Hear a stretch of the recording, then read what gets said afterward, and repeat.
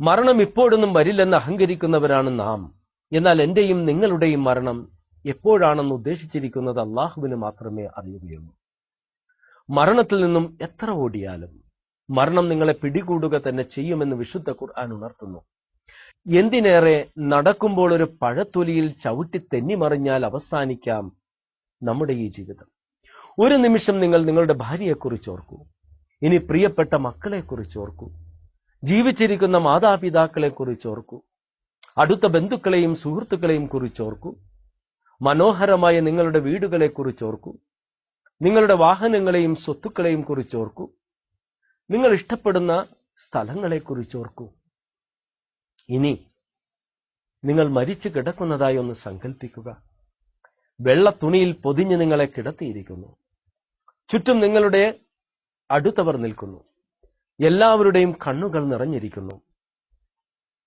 സന്തൂക്കിലേക്ക് വെള്ളത്തുണിയിൽ പൊതിഞ്ഞ ശരീരം എടുത്തു വെക്കുന്നതായി ഓർത്തു നോക്കൂ. ആ സന്തൂക്കും എടുത്ത് നിങ്ങളെ മസ്ജിദിലേക്ക് കൊണ്ടുപോകുന്നു. മസ്ജിദിൽ വെച്ച് മയ്യത്തിന്റെ പിന്നിൽ നിങ്ങൾക്ക് വേണ്ടി മയ്യത്ത് നമസ്കരിക്കുന്നതായി ഒന്ന് സങ്കല്പിക്കുക.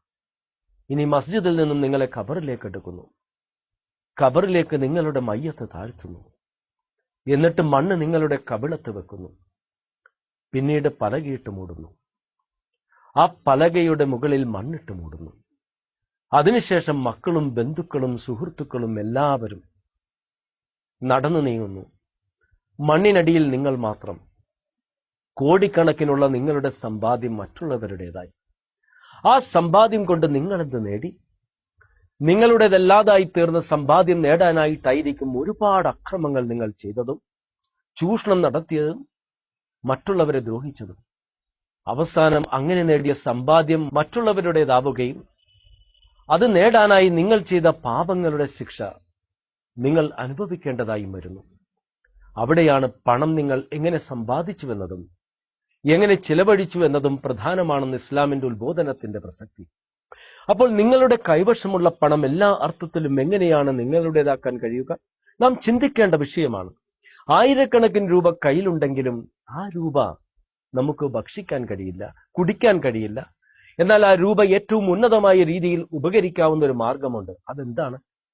കയ്യിൽ എത്ര പണമുണ്ടെങ്കിലും അതുകൊണ്ട് ഉപകരിച്ചില്ലെങ്കിൽ ആ പണം യഥാർത്ഥത്തിൽ നിങ്ങളുടേതല്ല. പണം കൊണ്ട് നിങ്ങൾ ഒരു കഷ്ണം റൊട്ടി വാങ്ങിയെന്ന് കരുതുക. അടുത്ത നിമിഷത്തിൽ നിങ്ങൾ മരിച്ചുപോയാൽ അത് നിങ്ങളുടേതല്ലാതെയായിത്തീരും. മറിച്ച് നിങ്ങളുടെ കയ്യിലുള്ള രൂപ ഭക്ഷണത്തിനു വേണ്ടി നിങ്ങളുടെ അടുത്ത് സമീപിക്കുന്ന വ്യക്തിക്ക് വെച്ച് നീട്ടുക.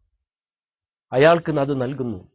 ആ നിമിഷത്തിൽ ആ പണം നിങ്ങളുടേതായി മാറും. കാരണം അതിനുള്ള പ്രതിഫലം പരലോകത്ത് വെച്ച് പ്രപഞ്ചനാഥനായ സ്രഷ്ടാവ് നിങ്ങൾക്ക് നൽകും. അതുകൊണ്ട് നിങ്ങൾ നേടിയ സമ്പത്ത് ഏറ്റവും നല്ല രീതിയിൽ ദാനധർമ്മത്തിലൂടെ അള്ളാഹുവിന്റെ പ്രതിഫലം ആഗ്രഹിച്ച് ചെലവഴിക്കുവാൻ ശ്രമിക്കുക. അസ്സലാമു അലൈക്കും.